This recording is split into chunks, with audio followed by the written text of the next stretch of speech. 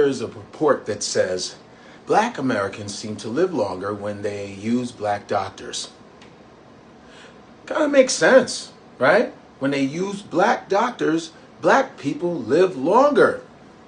And their survival is much higher in hospitals when they deal with black doctors.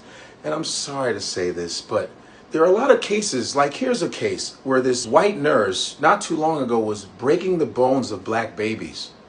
She just got released from jail and she's back in the streets. She was breaking the bones of black infants. This disgusting fucking piece of shit, maggot, bitch, cunt. Yeah, I said it. I wanted to add all those words in.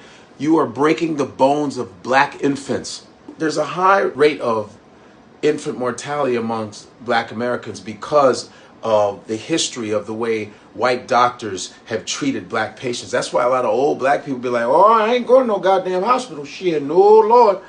Richard Pryor had his famous joke where he said, shit, I don't want to be in a hospital, goddamn it. I want to be in the street where someone can find my ass. He said that because the history of black people being treated like shit in the medical field is real. And it still happens now where they think black women can't feel pain. The pain threshold is higher. And so doctors won't listen to the cries of black women, especially when they say, oh, I need pain medication. They're like, oh, you're fine. Calm down. You're black. You can handle it. You know, shit like that. Or you have someone like Dr. Mims, that famous Mims, who they took down his statue. He was a horrible gynecologist. They have called him the father of gynecology, and he did a lot of horrible, atrocious surgeries on black women slaves with no anesthesia. Horrible shit.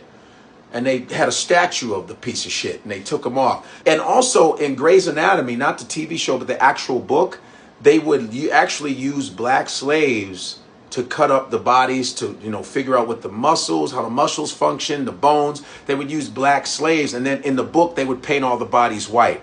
It's all facts. So here, check it out. Here's a book called Medical Apartheid by Harriet Washington. You have to read it. You have to read it. It's fucking dope, and it talks about the history, dark history of medical experimentation on black Americans from colonial times to the present. So you know why they treat you like shit. You know why you come in a hospital and the nurse has an attitude with you or the doctor. So that's why when people say, don't forget history, no.